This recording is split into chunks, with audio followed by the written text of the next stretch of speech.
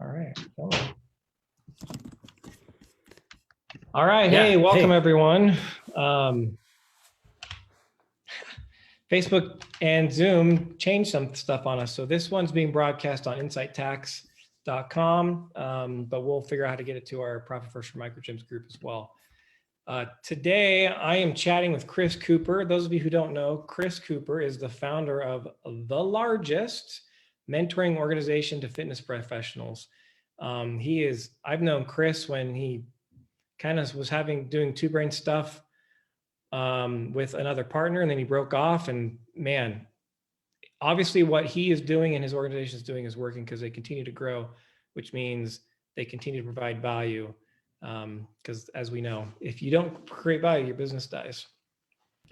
Thanks, man. Today, Chris, one of the benefits Coop has is that they have a lot of gym owners and they get a lot of data based on the services they offer. They get that data. It's awesome. So they've compiled this report called make $100,000 with 150 members or something fancy. Coop will correct me here in a second. But so I thought, man, we all need to hear this message because making six figures as a gym owner is definitely a needed goal. I use that word on purpose. You need to make a living off of owning your gym, and you cannot do that by falling on the sword.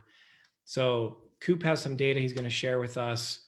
And he's going to give us information on how you guys can access this report as well. So Coop, thanks for being here. Thanks, John. I always have to mute myself during your intros because I always crack up. Tell us about this thing. What do we got going on here? Yeah, man. So we've been collecting data for years and years now. We have a massive data set. We tracked about 6,500 different microgyms. And the number one goal of people who get on a free call with us or get into our program is always, I just want to make $100,000 a year and I can be happy. And so what we did was we took that goal and then we extrapolated, we pulled some averages out of the numbers and we said, okay, well, based on the averages, what's it going to take for most gyms to make that goal? And we've actually kind of created a few different ways that you can do that. The key though, is that most gym owners out there are chasing client headcount, and that's the wrong target. They should be chasing the value that their clients get from their service and the value that their clients give them in return. So I'm gonna get into that, man. But before I do, I just want to know, like, have you ever, when you started your gym or bought the gym, I guess, like what were the metrics that you were looking at right off the hop? Well, deposits was one of the first ones we were looking at. You do need income coming in to support it. Memberships, when we first started, it was basic, right? Like I bought into a failing gym. It was the gym I was going to, and I had a good fitness habit. And so selfishly, I didn't want to lose my routine. But yeah, focusing on net income, focusing on the number of members were the ones that we normally focused on. But of course, since working with you, we now focus on a lot of other ones, which I'm sure you'll touch on in here. So I don't want to steal your thunder. That's okay. Any thunder that I have is yours to share, John.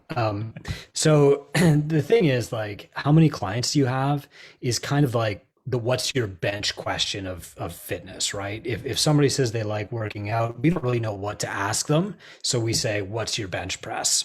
At least that's how it was when I was getting into fitness. The problem is that, like, that's the wrong metric of fitness, and how many clients you have is actually the wrong metric of the fitness of your business. It's a correlate for sure. Like, you can't have 0 members, but having 300 members or 500 is not necessarily a guaranteed path to profit. And it's not even a guaranteed path to survival, as we saw from a lot of the bigger like CrossFit gyms during COVID. So what we wanted to do here is break down some math. And I think probably that's what attracted you to the book was there's math in it. Well, So and let me say this too, because you just referenced bigger CrossFit gyms, but let's not forget the other fitness model out there of renting equipment. yeah, Gold's Gym permanently closed 52 locations within a month of COVID happening. And then 8 weeks after COVID happened, they declared bankruptcy. And then 24 Hour Fitness closed like 130 some odd locations as well. yeah. So just to prove your point, it's not just number of members. There's obviously more that you're going to share with us. It can't just be focusing on getting more members. Yeah, that's right, man. And like even the micro gyms that are selling group coaching, high intensity interval classes, like Orange Theory, Barry's Boot Camp, a lot of these guys shut down completely for months. And while some of these big chains were filing for Chapter 11, these franchisees of these smaller chains were really, really struggling.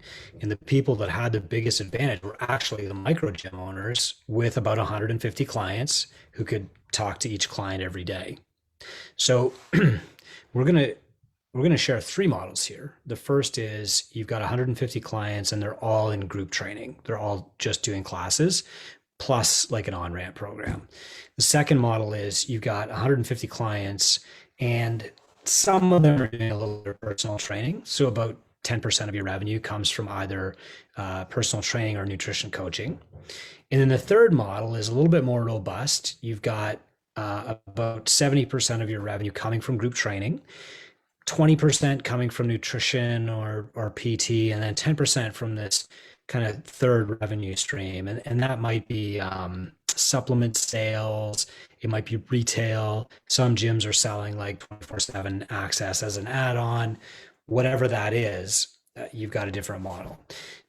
Now, can you make $100,000 with 50 clients? For sure. And there are gyms doing that.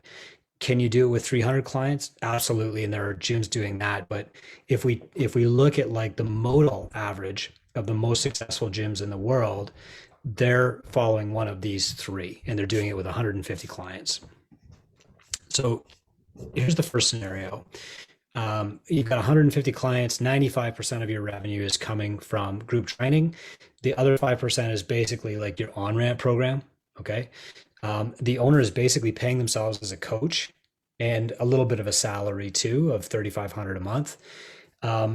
There are some pros, like this is a true owner operator, bought myself a job, don't have to answer to anybody else model. You know, this is how I started. The cons are that it's really not sustainable because yes, you have to do coaching, 50 classes a week, but you also have to do the things that grow your business too. And so you've really got yourself like two full-time jobs. It's very hard to sustain, especially if you've got a family. Okay. So let me ask something here, because one of your books that I've loved the most was Founder, Farmer, Tinker, Thief. So this scenario one, is this the founder stage where you're doing the work, but it gives you a great platform to then grow the gym into a place that is sustainable? Is that accurate? Yeah. Perfect, John. Yeah. Thank you. You're really self-employed. You don't really have a business, and one of the cons is, heaven forbid you ever get hurt. I tore a muscle in my lower back at a powerlifting meet. Okay. I got a PR, but I could barely bend over to tie my shoes and I still had to go to work. And for 2 days I was popping Advil. I had a weight belt on, cranked to the max under my shirt just to give my spine a little bit of support. And I had to go to work anyway.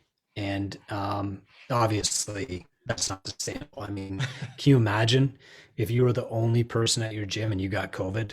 I mean, that could be fatal, maybe not COVID, but fatal to your business. Yeah.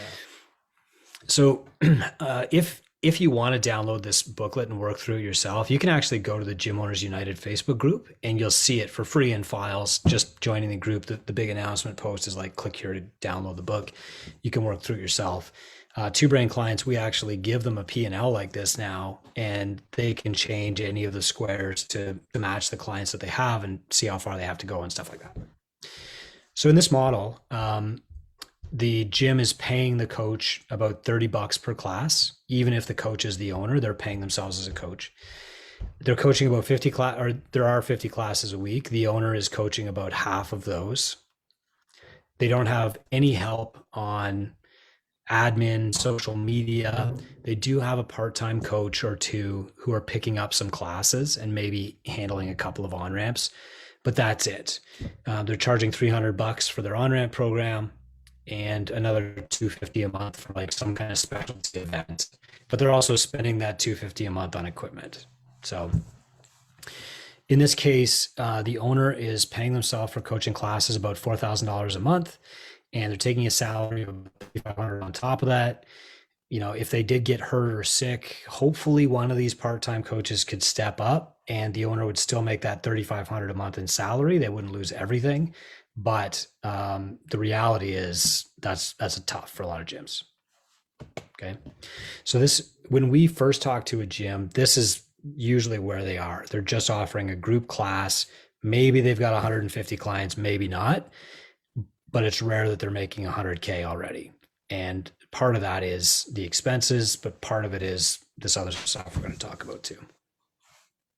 Yeah, we've definitely seen this as well. And what I love about the way you lay it out is that just laying it out can give a gym owner action items, because they can say to themselves, well, if it's just me, I don't want to coach 50 classes a week. I can't coach 50 classes a week. So if that's the case, you lower your classes. That means you got to figure out how to charge more in order for the numbers to work, because you'd see how those numbers can change by tweaking them. Or, hey, your retention rate's you're suggesting 95. Well, right now I'm 70%. Great. Well, then we need to figure out how to improve that too. So I love numbers because they give us action items. It's not because I am weird and I love numbers, but I think we underestimate the power of what numbers can lead us to do from an action standpoint. Yeah, it's clarity, right? So you made a point that I forgot to make, John, and that is in all three examples, the average membership price for group classes is the same. It's $150 a month. However, the ARM, which is the big number that we want to be looking at, is 162 here. Okay, so I said earlier that the way that you make more money is that you provide more value. There's fitness is $100 billion a year industry. Not one of those dollars is for you. Any dollar that you make, you have to create in value, and your clients will have to exchange that value with you. So the key metric that we want to be targeting here is, what is the measure of that value? Well, that's ARM, that's average revenue per member per month. And in this model at 162, the owner's working a lot, and this is probably a pretty happy life for that owner for maybe 2 years. Right. If they're 21 years old and don't need to sleep and they don't go out drinking and they don't have any friends, or family responsibilities. For sure. Yeah, exactly. If that's you, great, go for it. Scenario 2 is more like what we're starting to see from gyms coming into the program, and it's definitely what we strive for in our ramp up program. So in the first 12 weeks, we kind of sprint and we diversify rev streams and boost revenue that way, and then get the owner paid more. So in this model, you've got 150 clients, but now you're also doing about 10% of your revenue from personal training or nutrition coaching, one of those two. During COVID, sometimes the third option was online. Some gyms are still doing that, and that's fantastic. The one thing here, though, the more interesting thing is that because you've got more personal training and nutrition, your ARM is up. So we went from 162 to 180. Same number of clients, same average group price, but you're making more money per client. And that is key. So if you look at net owner benefit at the bottom, the owner is coaching less. They're down from 25 classes a week to 17. Big difference if you've been there. And they're making a base salary of $5,500 instead of $3,500. So less of your income depends on you being there. And that's critical because the next step requires you to invest your time. And the person in our first example didn't have any time to invest. So still $30 a class for coaching 50 classes a week. All that stuff is exactly the same. The difference is adding personal training or nutrition. And this is actually a really simple step. The third example is a little bit more of your revenue is coming from personal training and or nutrition. So maybe you added one of them and now you're going to add the second, or, over time you just ramp those things up. Still working with 150 clients, still working with $150 average monthly membership. But what happens is your average revenue per member goes up to 205. Super important. Now you're earning more from each person who comes in your door. And the biggest kickback we get when we talk about this in public is my members will never pay 205 a month. You're right. They won't. Your current members won't. That doesn't mean you have to replace everybody. What it does mean is you have to understand like which 20% of your current clients will pay more than that if you offer them the service that they really want to buy.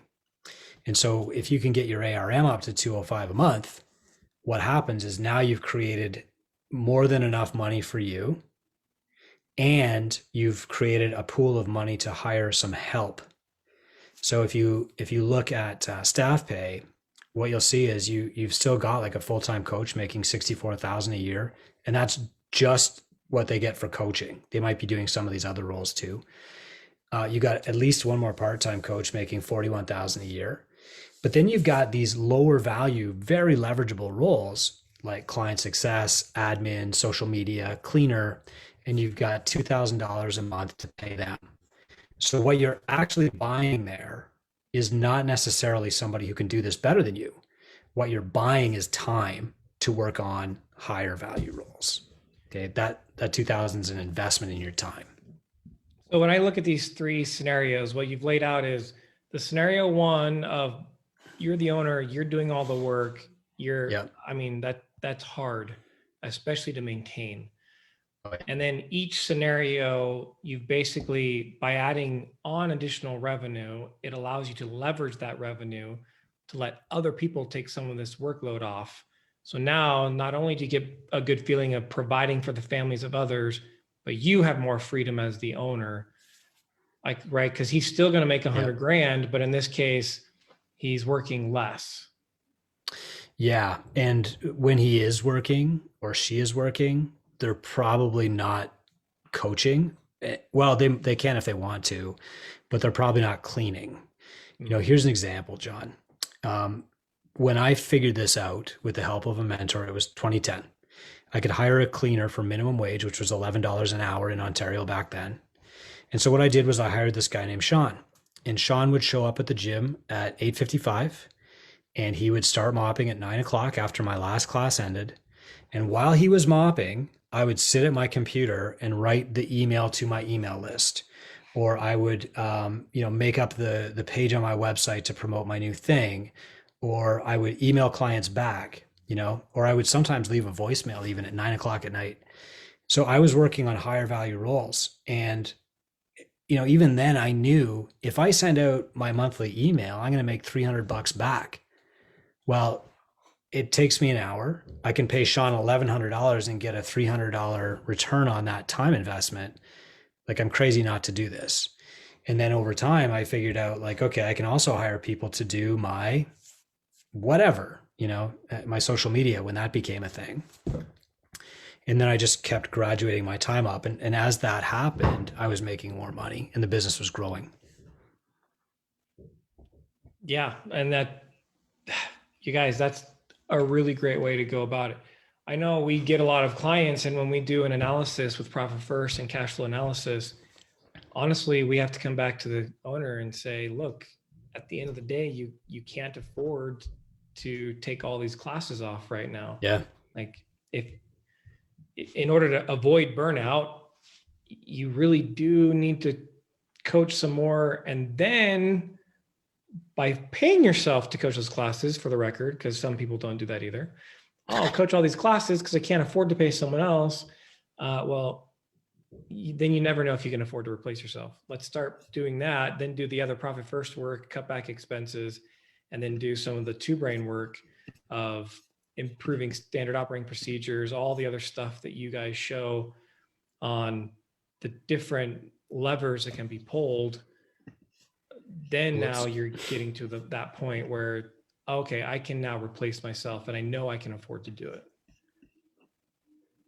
We teach this like a timeline now, and there's a brand new workbook for people into Brain, but I'll give you the gist of it. The first thing that you want to do is figure out like, what is your time worth as an entrepreneur? You know, if you were going to hire yourself, or if somebody else was going to hire you as CEO of their gym, like what should your salary be? And so what you do is you start by taking out like, you know, net owner benefit. Okay. How much did your gym pay you last month? And then you divide that by hours worked. Okay. And then what you do is you write down the hats that you wear at your gym, and you determine the local replacement cost. So I said at the low end of the spectrum here, back in the day, I could pay Sean $11 an hour to clean. Okay. So that's like the cleaner. But I could also pay, and our minimum wage just went up to $15 an hour last night. So I could pay somebody $15 an hour to be like at the front desk or processing payments. Okay. I could pay somebody maybe about $20 an hour to handle my social media. I could pay somebody $30 an hour to be a group class coach, right? So we got cleaner, we got admin, we got social media, and we got coach. So then what you want to do is you want to say like, okay, I paid myself $1,000 last week and I worked 40 hours. So my time is worth $25 per hour.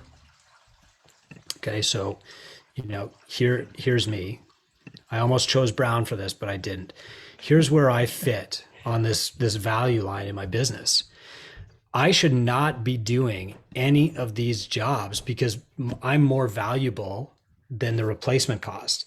So what I should be doing is saying, okay, well, I'm cleaning, 5 hours a week here. If I replace myself in this cleaner role for 5 hours, I've actually bought myself 5 hours where I can do a higher value role. Like maybe that's coach. And now I'm earning another $150 a month, or, up here you start to get into like sales and marketing and lead gen and stuff. And that time is actually worth more. So maybe that's about 70. And your goal as a gym owner is to be more valuable, earning more money for the same time as you would as a coach. So if you could make $70 an hour being a personal trainer at Gold's, you want to be able to earn more than that as a gym owner. So your goal is just like, gradually move up what we call the value ladder here. Yeah. And what's really important, because we've seen this, the gym owners will start leveraging their money to take some tasks off their plate, but they don't utilize that time in the value activities. They just, and I get it. Maybe you need to take a week off. We all need time off. So please, yep. I'm not saying that. I am not of the mindset of the hustle and grind forever and kill yourself. It's not sustainable. I don't believe in that model. It's not a lifestyle that I choose. And so I would never encourage anyone to do that. But there is a point when your gym isn't as profitable as it will be in the future. You have to utilize the freed up time to work on the business, on the higher value activities.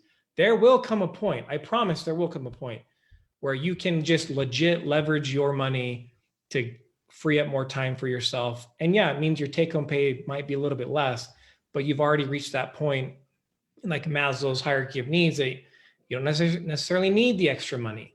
So that can be a point, but you have to be smart about and honest with yourself about what stage your gym is at, so that when you are freeing up this time, you're first starting with, okay, I freed up 5 hours. I have to use those 5 hours and treat them as like, just firm. I can't negotiate these 5 hours because I'm going to do activity XYZ to make it worth my while. Yeah, that's great, man. That's what grinding really is. It's not putting your head down, coaching every class, mopping the floor, working out, doing your social media, and trying to make it home at 9 o'clock. Grinding is actually lifting your head up and saying, what is the value of the work that I'm doing here? Yeah, so good. Okay, so why you're not making 100,000 a year? Okay, there's six reasons that people aren't making 100,000 a year. The first is that they're not paying themselves enough. We had a person come into Ramp Up a couple weeks ago, and their gym was doing like 300,000 a year gross. Fantastic.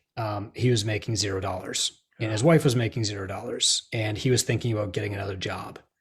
So their mentor said, okay, hang on, before we do anything else, write yourself a check for Friday for $1,000. And he, of course, you've heard this 1,000 times, John. Wow, where's that money coming from? Right? It's not just going to appear. I'm telling you, I don't have it. Okay, write the check. And of course, there it was. And he paid himself first. And, suddenly he had given himself a $36,000 a year raise just because of that shift in perspective that comes from Profit First. Absolutely. And I'll just tell you this, I won't go into the full explanation, but what you just described is Parkinson's law. If you're not paying yourself first, you are using up your expenses in other ways, honestly, just because you're not giving enough focus to the fact that you need to pay yourself first. But paying yourself first, you still see the money left over. And yes, it's less than what it was, but you underestimate your creativity as a gym owner, that you will figure out how to make it work. And you do. Every time it works. My first week as a gym owner, I had to make $900 to pay our bills. And there wasn't an option. We were poor. We were broke, and I had a mortgage. And so I wrote myself a check on Monday, took it to the bank. It was post dated for Friday. Had never heard of Profit First at this point, right? So this is the dumb way to do it. But I wrote myself this check. But then for the rest of the week, I knew that I had to make $900. And so I asked clients to pay in advance. I would have done that otherwise. I asked clients if they wanted to buy packages of 20 sessions instead of just paying one at a time, and I'll bill you at the end of the month. I called people with outstanding accounts and said, do you mind giving me your credit card so I can process this? All the stuff that made me super uncomfortable, I did it because a bounced check would have made me way more uncomfortable. So there's a forcing function to it too. The second reason is you don't have enough clients. And this is a valid reason. Yeah. It's the reason that everybody thinks they're not making the money, but 5 times out of 6, it's not the actual reason. However, there are things you can do. The third reason, and this is the real reason for most people, is you're not making enough money from the clients that you have. Sometimes you need to raise your rates. More often than not, you have to have a better onboarding process, and you have to coach people in what they need coaching in. So that means one-on-one training or nutrition. Not all your clients will want that. Most of them won't. Most of them don't need it. But for the people who do, this can make a massive difference in your business. The fourth reason is they're not keeping clients long enough. So what happens is every 8 months, they have to replace every client that comes through their door. That's the average leg of 6,500 gyms. 8 months. How you can't ever fill the bucket when every client has to be replaced every 8 months. And worse than anything else is that in your local market, when somebody comes in and tries your service, especially if it's CrossFit, if they quit, they're not coming back, because I've done CrossFit and now it's on to the next thing. So if you're going through clients that quickly, you're going to spend your entire time marketing, and you're going to be talking to colder and colder leads and the wrong people who are just price shopping. The next is your expenses are too high. This doesn't mean, you need to cut everything. What it means is that you're not getting a good return on your investments, your investment in space, your investment in equipment, your investment in staff. You can't cut your way to wealth, but what you can do is magnify your return on the investments that you made. Like when you opened your gym and it was 10,000 square feet, you didn't get a big space because you're dumb. You got a big space because you kind of had a plan. Now maybe you have a different plan. So how can you leverage that space better? And then the sixth is you're trying to do everything. I mean, the reason that most gym owners quit is they just give up, and they're not making progress. They're working really hard. They're burned out. They're poor, and they say, I don't know how this is going to change. It's not going to change. I'm done. Instead, what they should be doing is saying, I had to invest in myself to become a coach. I should be investing in myself to become a business owner. And part of that is investing my time as an owner to be a valuable CEO to this business, which we just talked about. Yeah, and that exercise you described of them labeling out the different tasks they're doing and putting a market replaceable cost on it is super key to starting the process, because at least gives you the plan of what you're looking forward to. Because when you set it out, you're not going to be able to do everything at once, but maybe you can afford to free up the couple hours a week you are cleaning the gym. And then that allows you to reach out to your members. And that alone may increase your retention from the 8 months to at least 10 months or something longer than that.